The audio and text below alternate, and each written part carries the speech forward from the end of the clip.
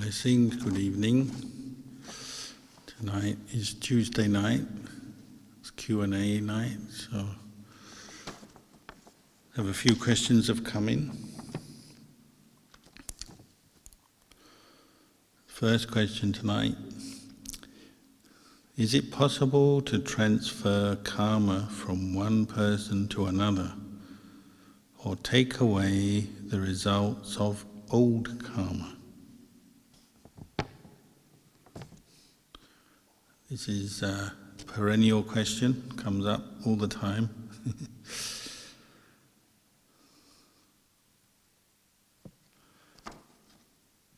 Well, we just chanted about karma.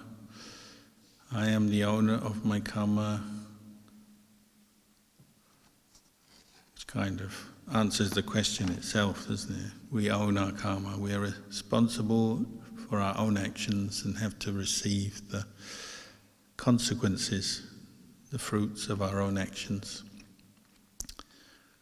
I'm the heir of my karma, so we've made karma in the past, good or bad, depending on the nature, the quality of the volition behind the action. We make karma in the past, and the consequences of that karma are coming up all the time. Sometimes it's very recent, you do something and very quickly the results emerge in your mind or in your life. Sometimes it's from a long time back. So we are the heir to the karma that we've made. I abide supported by my karma. So the quality of our life, physically, the body is conditioned by karma, past actions, the kind of body you have and experience. Mentally, the state of mind, the states of mind that you experience, and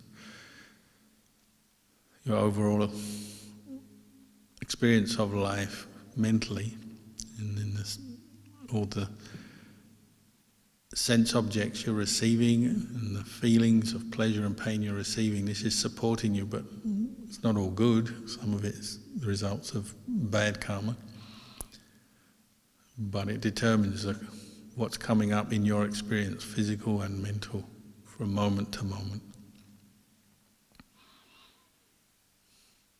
So we receive the fruits of our karma, good and bad. Whatever karma I've done, for good or for ill, of that I'll be the heir. This is something the Buddha encouraged us to reflect on all the time. Everything we say and do matters. Everything we think matters. The quality of karma is determined by the quality of the volition. So when we talk about transferring karma, well, that doesn't match with what the Buddha said. The Buddha said we're the owner of our karma.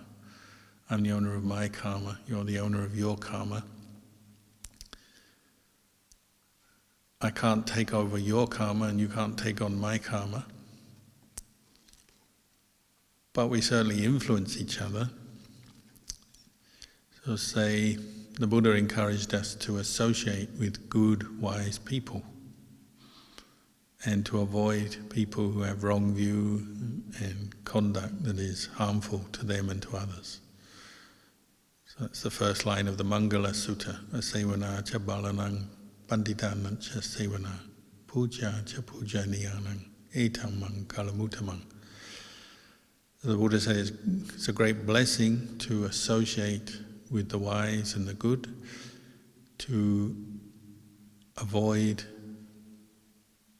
the evil, the foolish, and to have respect and show respect for those who are worthy of respect. So particularly people with sila, and particularly noble ones who have seen the Dhamma and realized the Dhamma. So that's something you do in this life. You might call it current karma. If you associate with Kalyanamitta, good people, good teachers, they will give you good advice which will help you understand life better and understand suffering and its cause and how to end suffering better. So as you experience your old karma arising, good and bad, you're best equipped then to deal with it, make wise decisions, wise choices, and get through your karma that's ripening all the time. But that's fresh karma, the choice to who you associate with, who you take as your guides, your teachers, who you listen to, who you spend time with. That's your choice. So if you choose somebody who's maybe full of wrong views, gives you bad advice, well, that's also karma, and it will have its result. But the good, the wise teacher can't take away your old karma, but they give you the means, the tools to deal with it well.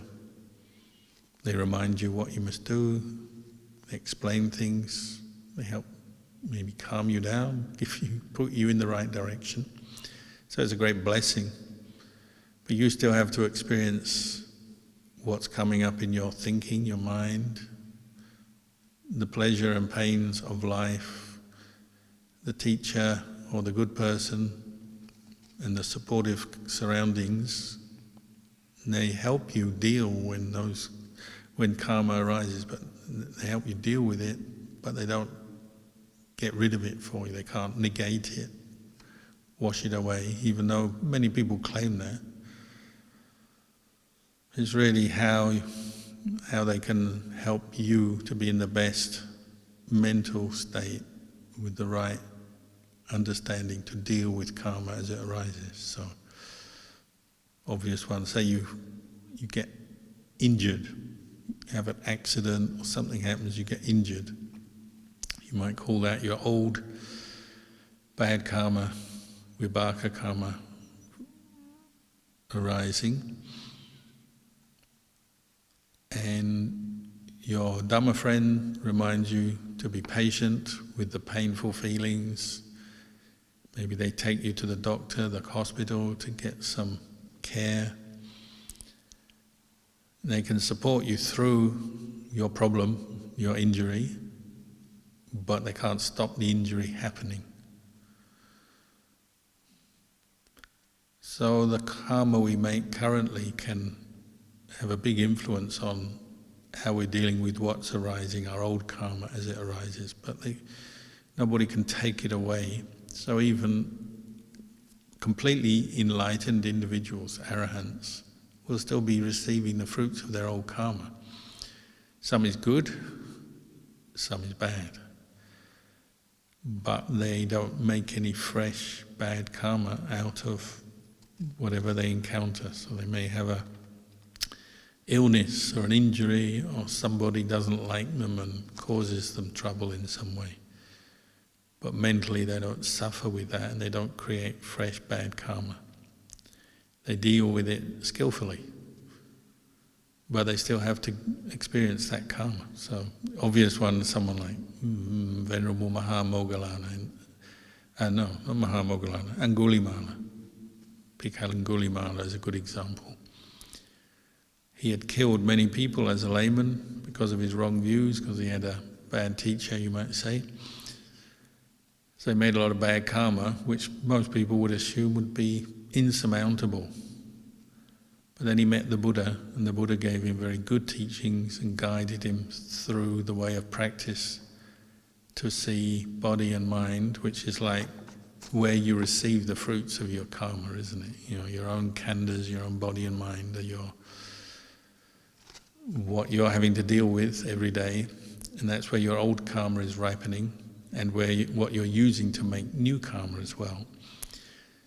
So Angulimala had the Buddha now as his teacher, who taught him the path, the Noble Eightfold Path, Sila, Samadhi, Panya, to the point where he completely abandoned all attachment to self-view, and went beyond the karma-making process. So he stopped making karma because he abandoned all sense of self and the delusion of self, all ignorance, all attachment to views, and so on. So he became an arahant, attained nibbana. but he still had to receive the fruits of his old karma because he'd killed many people and all their relatives and friends were still alive, so whenever they saw him they still scolded him and threw stones at him and refused to help him and give him food in the morning when he went on alms round. But he survived because his mind was totally free from greed, anger and delusion, totally peaceful. And the other monks helped him, the Buddha helped him, the other monks helped him, and he understood why he was experiencing so much hostility from the laity. It's his old karma.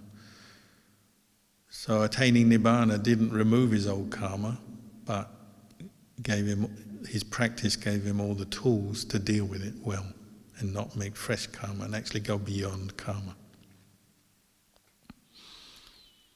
Right, the Buddha said, I can't take away your old karma, but he gave people the wisdom, the understanding for them then to go off and practice for themselves. Develop new good karma, mindfulness, wisdom, which is what you need to get through your old bad karma as it ripens.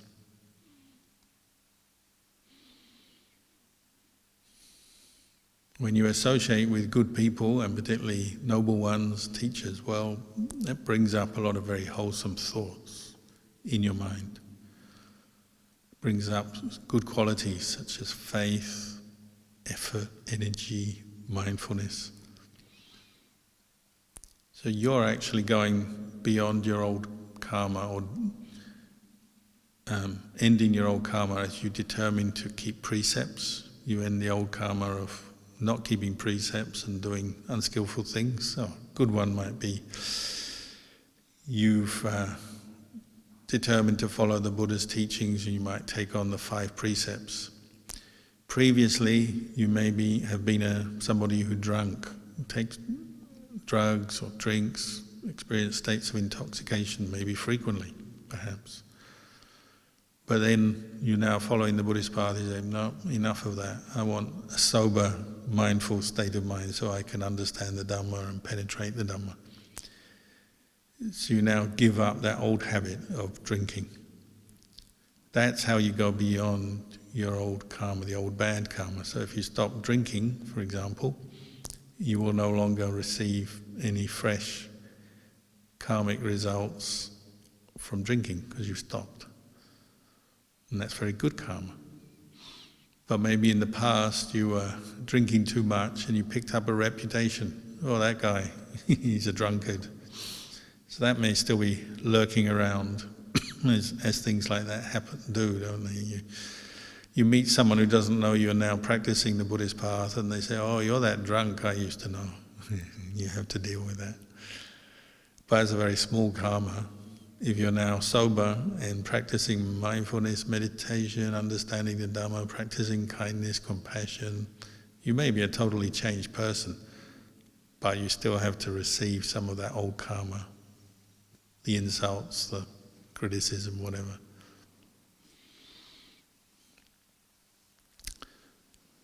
Sometimes somebody with a powerful mind can spread metta, like a teacher. Maybe you're feeling down, you meet the teacher, they spread metta because they have samadhi and they're kind. So maybe temporarily they uplift you.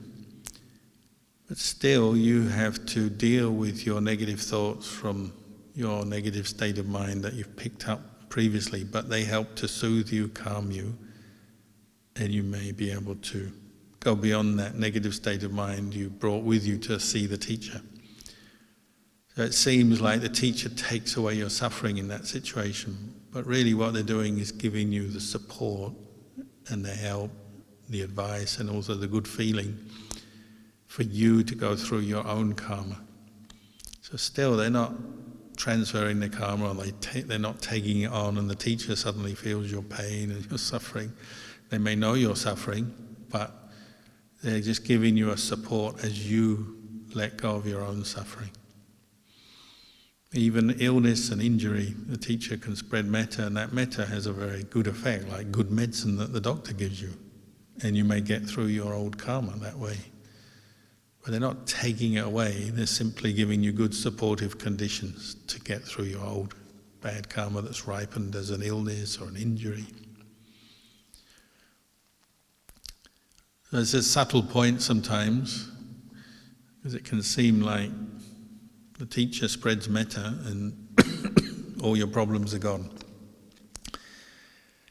But it's probably a temporary thing, and your problems, the underlying causes are still there. It's just you now have a boost and some good feelings and good thoughts and good experience to get through them. It'd be nice if the teacher could wave away all your bad karma, but they can't. But they still help. It's not that they can't do anything. They can help, support. Next question. Dear Ajahn, because of causes and conditions, I am experiencing what I have experienced. I have to learn from the mistakes and be patient to see things from other people's point of view as well as my own. I see impermanence and I see a strong attachment to my self-view. I think I am always right. Or I always think I am right. I see that's the deluded mind. The key is to learn to live truly in the present moment. This is how I can unwire my past karma. Am I thinking correctly? More or less, that seems good. You've identified various, what we call defilements, kilesa, such as the attachment to self-view, sakkaya ditthi, which is a huge part of our experience. The experience of the unenlightened mind is strong self-view. We identify with every thought, every feeling, every emotion, every twitch in the body is me, mine, myself, self-view. And we suffer accordingly. So you've identified that, that's a good start.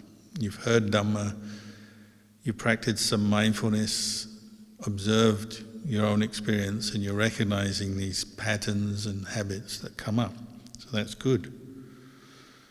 And it's a very common one, isn't it? We often think we're right automatically in a situation. Sometimes our opinions are challenged, and without even thinking or reflecting, we assume we're right. I am right. Maybe that's our default mode. That's quite common, isn't it? Sometimes we will be right, but even if you attach to the feeling I am right or the view I am right, it can be slightly wrong.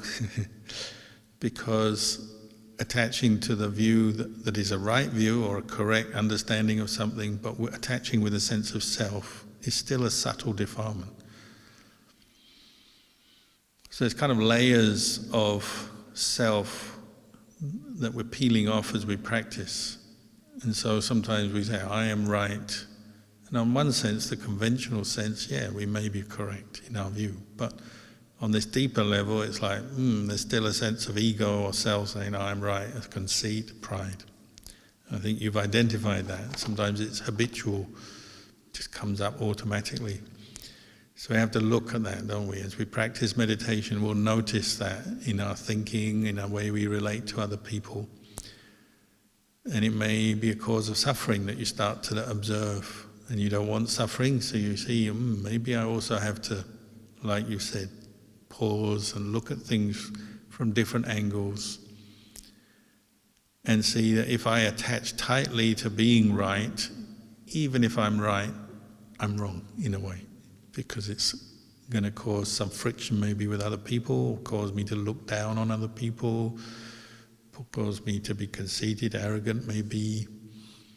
So there's more to it than simply being right or wrong in a situation. It's also the attachment, the clinging, the craving, the clinging that comes up is also something to be observed. And I think you've recognized that. So yes, present moment awareness, cultivating mindfulness, clear comprehension, And then bringing up wisdom, reflecting on what's going on will help. So you're correct, that's what we have to keep practicing. So you're right. But don't attach too strongly to being right, or you'll be wrong again. You notice when you're mindful, truly mindful, there's no right or wrong. There's just knowing. The mind is knowing without adding on self to the experience. And that's why we keep cultivating mindfulness, continuous, strong mindfulness. When mindfulness is continuous, we experience what we call samadhi, where the mind is very pure, still, peaceful, when it's gone beyond the 5 hindrances. And the best way to observe self-view and these kind of defilements is when the mind is beyond the hindrances. It's quiet. It's not getting lost in endless mental proliferation and thinking. It's able to observe the way things are, to see impermanence. So even the thought, I am right, it's a thought, it's an impermanent mental formation. It arises, passes away. And we can see that when we're mindful, when the mind is calm, still. So keep practicing. Question. Please advise how to deal with a situation when you witnessed a death in the course of your job as a medical healthcare professional and you feel shocked by that death.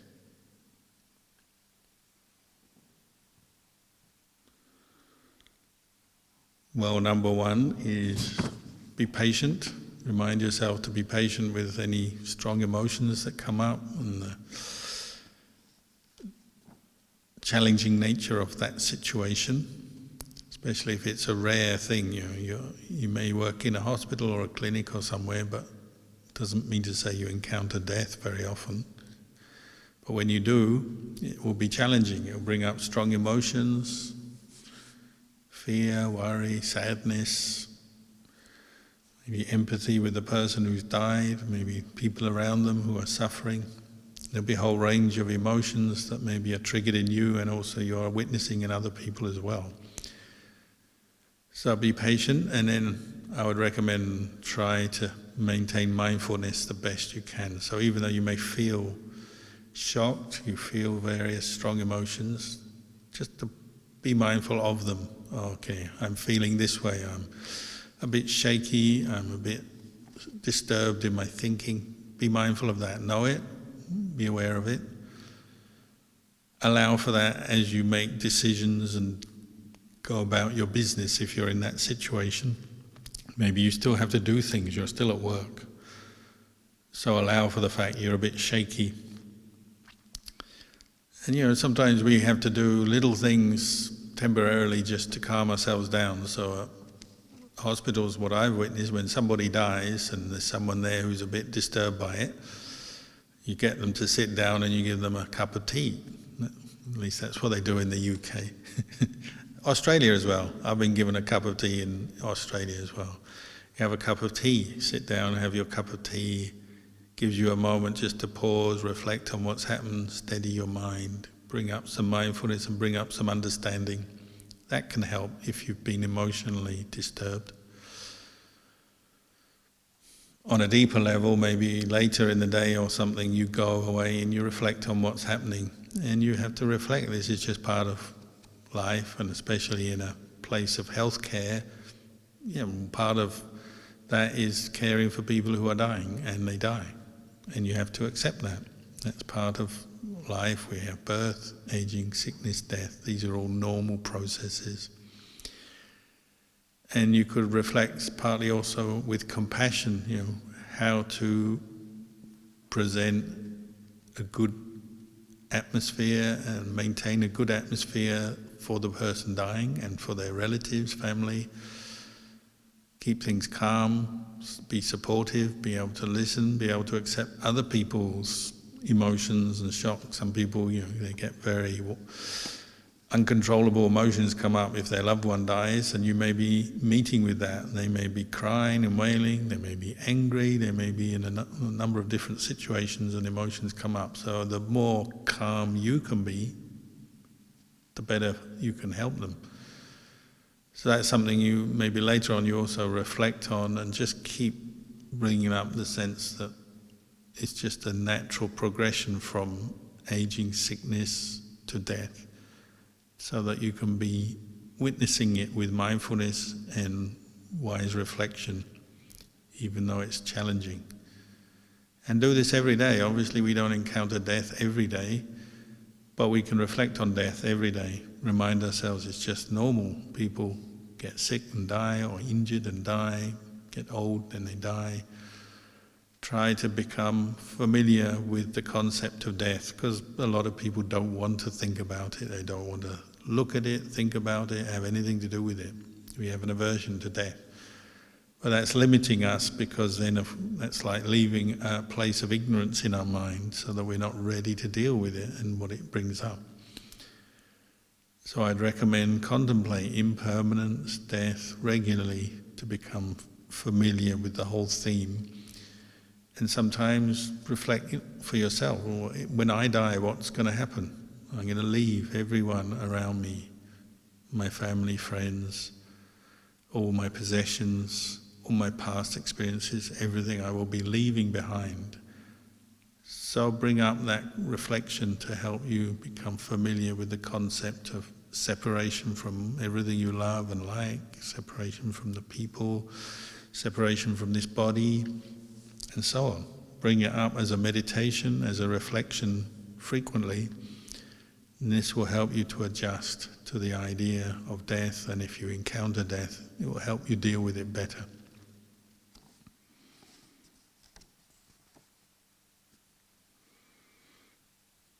What do they say? They say, like when I was a monk in Thailand, one of the phrases you hear sometimes was, a noble one is somebody who always sees their own body is dead. They see the death in their own body, because this body will die. That's inevitable. That's just the truth of a body. It gets born, gets old, and then dies. A noble one has had that insight into impermanence, so they always see that this body is going to die. So they're totally accepting of that. It doesn't make death any more pleasant, but there's no delusion in the mind. They know this body will die. That's one of the ways you define a noble one, somebody who has seen the way things are, purified their mind from delusion. So it's definitely something to reflect on every day and use it as a tool. So if you're in a situation where you encounter death, well, that's something you can learn from. Death is your teacher.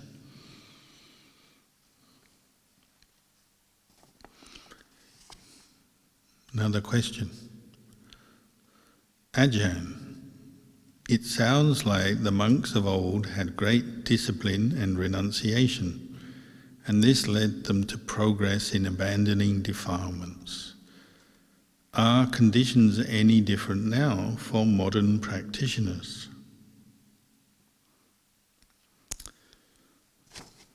Well, the Noble Eightfold Path, which is the vehicle that a human being rides upon or develops to get from A, place of unenlightenment, to B, enlightenment, nibbana, that hasn't changed. That's why the Buddhist teachings are still with us today, and they still work today, they still apply today. A human being who cultivates the Noble Eightfold Path, all those 8 factors, sila, samadhi, panya,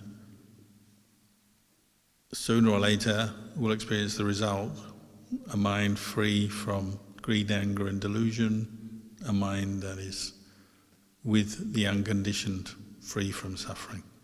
Because it's just cause and result, it's logical. That hasn't changed.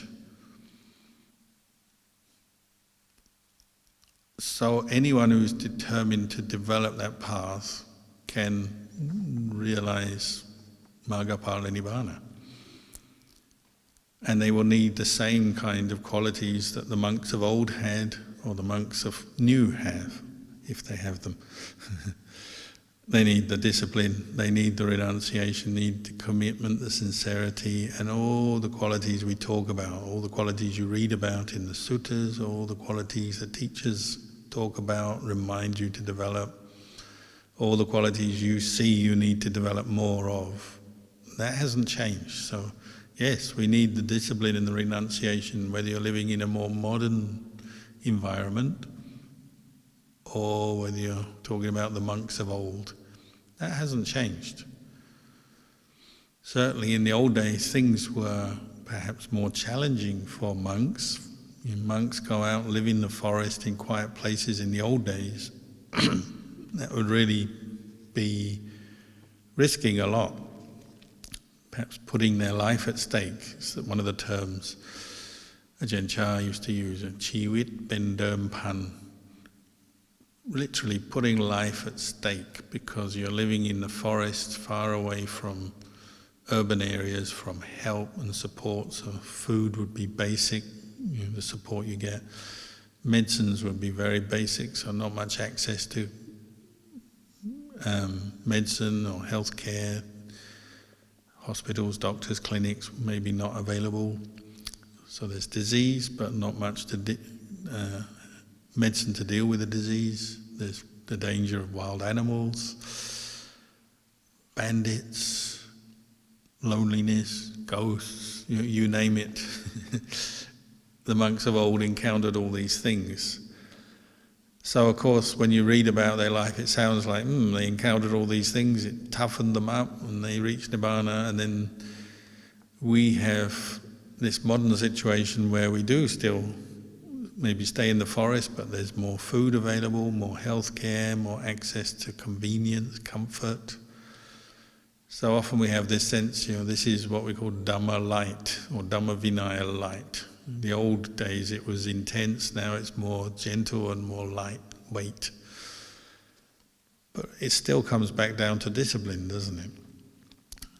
So Lumpur Cha from time to time would mention this monk, Jao Kun Norawat, or Jao Kun Nor, who lived in the city in Wat Thep Sarin in Bangkok, who we believe, became an arahant, reached Nibbana in the city. So they call him the arahant in the city. City temple that was busy, ceremonies, people coming and going all day, very populous, very busy monastery. He still managed to attain enlightenment there because he had great discipline. And he had great physical discipline. He did a lot of things like yoga and physical exercise, keep himself fit. He was very disciplined in what he ate, kept his food very simple, very disciplined in the amount he received in terms of requisites and gifts, very disciplined. Disciplined in how much he interacted with society. He kept his engagements, teaching engagements, blessings, ceremonies and everything to a minimum. What he didn't keep to a minimum was his practice of Dhamma. Sitting and walking meditation, he did a lot of that. Every day he did his chanting, morning, evening chanting, reflections, parittas, suttas. He never missed. The only day he missed the evening chanting was the day he died. So very disciplined, and he'd do walking meditation and sitting. He could sit all night without moving. And you can do that in a modern, luxurious environment, or you can do that in an ancient forest with very little physical comfort. Doesn't matter. The discipline is the same. What gets you beyond mental defilements is sila, samadhi, panya, morality, meditation, insight, wisdom. And maybe there's more challenges in the modern, comfortable environment. There's certainly going to be challenges. Whether it's more or less than in the ancient times, perhaps that's not the relevant question. Is what challenges do you face now, and how are you addressing them, and are you practicing, cultivating this Noble Eightfold Path or not? And we like to talk about the Noble Eightfold Path and discuss it, and that's helpful, get some understanding. But sometimes it stays at that level, just talk, reading more, listening more, talking and discussion more, but not so much practice. So that's where you need the discipline and the effort to come back to the meditation, chanting, sitting meditation, walking meditation, frugality, careful with, how much you use in this world, how much you seek and want from the world, in terms of people, fame, fortune, all the things that Dhamma practitioners get stuck on, lost in, deluded by. We have to be careful and keep considering these things, whether we're living in a modern, more comfortable, well-supported environment, or we're in a very poor, simple environment out in the jungle somewhere. These challenges are there for everyone. We all have to face them and work out how to deal with them. You certainly get a lot of good stories from the old days. I like one reflection we used to have was like, in the time of the Buddha, there's Mahakassapa, who's considered very ascetic, disciplined monk, strict. He was, he considered a very good example to other monks, very strict in his personal practice. He'd go bindabata, arms round, to very poor villages, so the food wasn't so good. He'd use rag robes, often from corpses. He had few possessions. He's very strict in the amount of interaction with the laity. He'd do a lot of sitting, walking meditation. He'd go on tudong, meaning go wandering in the forest to very remote areas. So the Buddha held him up as a very good example of a monk. And he became an arahant. Then you've got Sivali Bhikkhu, another very popular, well-known arahant that we still know today. Sivali, very different. Wherever he went, there were always lots of people making offerings. So there's always lots of food, masses of robes being offered, all kinds of good things being offered, people building kutis and accommodation, and kind of busy atmosphere, you might say. Both of these monks were arahants, but very different characters. And we have a joke, we say, Sivali is sitting there with all the offerings and the people thinking, a poor Mahakassapa, maybe I should send him a few extra robes or some extra food because he's out there, it's very poor, difficult time he's having. Poor Mahakassapa, we should help him out. And Venerable Mahakassapa is sitting there in the seclusion going, oh, poor Sivali, he's got to store all those robes and sort out all that food and deal with all those people and all their issues and problems. So each one is looking at the other thinking, oh, poor him. So in the end, it's what you're used to and what you find works for you in the practice. And some people are very ascetic and disciplined. Some people are in a more kind of well-supported situation. Some people are alone. Some people with more people around. In the end, it depends on your character, your barami. But the practice of Margapala Nibbana, or development of the Noble Eightfold Path, doesn't change. For whether you're Mahakassapa or you're Sivali, it's the same.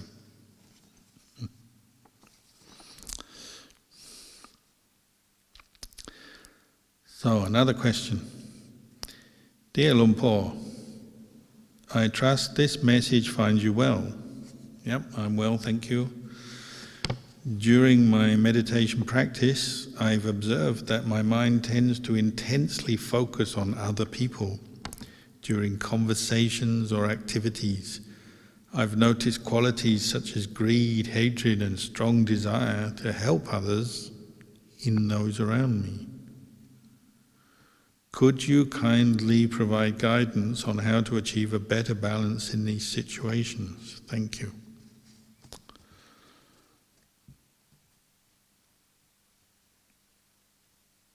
You said, during my meditation practice, I've observed that my mind tends to intensely focus on others during conversations or activities. There's a little bit of a contradiction there, but I guess you're becoming more mindful as you interact with other people in talking and getting involved with them. Partly you'll see that interaction coming up, the effects of it comes up in your meditation. So you remember conversations, you have different thoughts and opinions, how you're relating to other people coming up in your meditation. And we all have that. So one thing, when you have memories of what people have said and how you feel about other people, I would encourage cultivate a lot of Brahma Vihara Dhamma. Metta, goodwill, karuna, compassion, mudita, sympathetic joy, upekkha, equanimity. And whether it's actually in practice, talking and interacting with people, or when you're thinking of them when thoughts and memories come up in meditation. Meet those thoughts and memories with metta and compassion. When you're talking to people in reality, in practice, meet them and talk to them with metta and compassion. Develop that a lot, do that a lot. And as you notice other people's personalities, try not to be too judging and seeing them as this sort of solid entity, which is what the unenlightened mind does all the time. We create a person, a self, whether it's looking at ourselves or other people. Me, you, us, them. And we label everything in a very kind of simplistic black and white way. So, I like you, I don't like you, you're good, you're bad, you're right, you're wrong, I'm right, I'm wrong. We do this all the time. And it creates a lot of suffering because we attach strongly to these labels and perceptions. But as you become more mindful, you maybe notice what you're doing and loosen that attachment a bit and say, well, these things are uncertain, they change, they come, they go, they arise, pass away. People may display defilements in your relations with them. They may display greed, anger. They may display good qualities, compassion, kindness, helpfulness, wisdom. But all these qualities you're noticing arise due to different causes and conditions and then pass away. No one's always one way, are they? People change. So notice how you label your perceptions of people and how maybe that is a very limiting and deluded thing. So try and catch that with your mindfulness and see what you're doing. And this will help you not to get so stressed or worked up about other people and their behavior or how you're looking at yourself as well. The Buddha encouraged us to kind of break down things into component parts: body, feelings, perceptions, memories, and thought formations. Start using mindfulness and wisdom to separate things out in your experience, and you'll find this is very peaceful when you do it successfully, do it well. It's very peaceful. Another question. Good morning, Ajahn. I guess you wrote this in the morning. I see myself I haven't been walking meditation lately. I've been doing more sitting. Instead, I've had the craving to walk in a park at one of the pavilions. However, the daily routine has been quite different at times, and sometimes there are people in this pavilion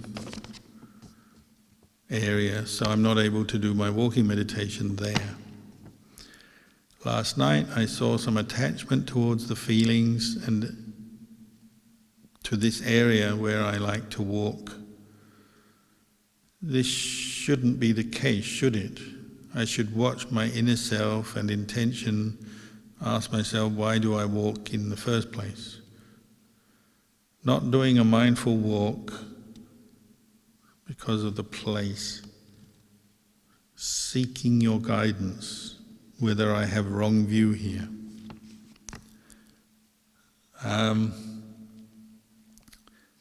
Well, there's a few points that stick out. Not sure exactly everything you were talking about here, but Yeah, it's quite normal. If you do walking meditation, say in a public place, say as a layperson, you might have a park or some area you go to do walking. Well, sometimes other people will be there and that might be frustrating, but you just have to adapt, accept it. Ajahn Chah used to say, on a really rainy, stormy day or night, can't go out anywhere to walk meditation, but you're too tired to sit, he would walk even just a few paces in his very small little kuti. You can do that. If you're determined, even just a few meters is enough to walk back and forth, maybe slowly. So if your favorite place to do walking meditation is not available, it's booked up, like mine was today, because it's so hot, all the ants came out, and if I was to walk there, I'd just be killing ants. So it's like, I can't do that. So I had to find my second best walking place, somewhere where there weren't ants. Life is full of that kind of thing. You adapt. So if you can't walk here, you go and walk there. If you can't walk at all, well, maybe you have to sit sometimes. That's just the way it is. Try to be adaptable. Your aim is always to bring up mindfulness in whatever posture you're in. And if you've got a bit of free time just to devote to pure kind of mindfulness practice, well, that's good. Use that. If you can do walking, that is a very good posture that's often underestimated. People often associate meditation with sitting, and they're not so familiar with walking. They feel more uncomfortable or awkward doing it. But I would encourage you to do some walking meditation every day, because it will have this flow-on effect that you become more mindful as you walk around doing your business, going to the shop, walking around, being mindful of your feet touching the ground, even if it's only for 2 minutes walking between rooms or buildings or something. The more walking meditation you do, the more you go into the mode of walking meditation when you're walking, even if you're not meditating formally. And it's very useful. And you can adapt your walking meditation, so you're just walking meditation as you walk from one shop to your car, or from your house to the bus stop, or to the office, or whatever. You can turn a walk into a walking meditation, or you can go for a walk around the block, around the park. And even if there are other people, you just quietly get on with your walk, and you may not be able to walk back and forth. Perhaps it's not convenient, but you can go for a walk mindfully. So you make the best of what you got. So like monks, we go on wandering tours through the countryside, through the forest, sometimes walk for many hours, and it's not back and forth. That's the classic walking meditation posture, walking back and forth. The Buddha would do it, you read it, and the Buddha was walking back and forth, and Venerable Ananda approached him with a Dhamma question or something. So that's the kind of classic. Ajahn Chah would walk back and forth, Lumpur Man would walk back and forth. So that's a kind of classic posture, but sometimes we just go for a walk, don't we, through the countryside, and monks can walk for hours on tudong, wandering.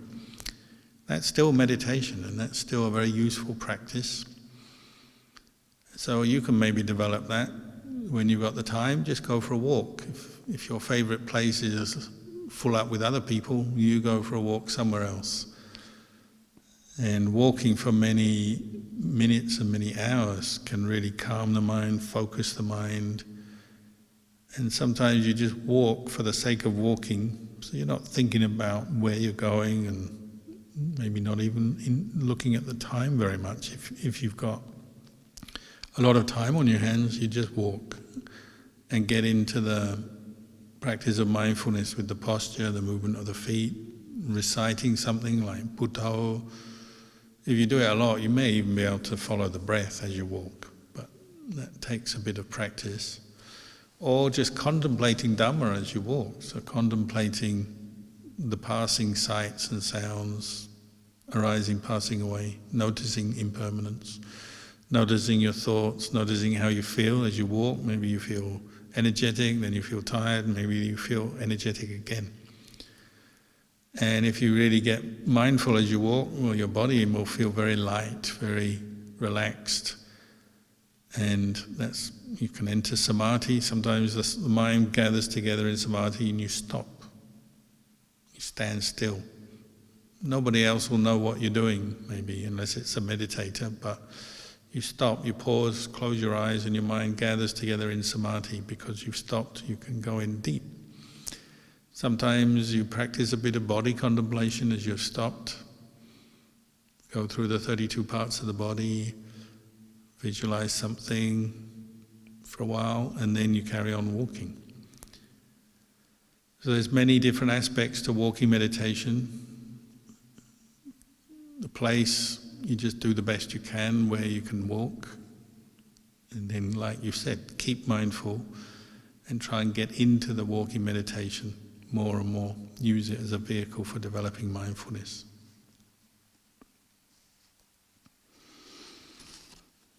So that's the last question today. We'll wish you well with your practice.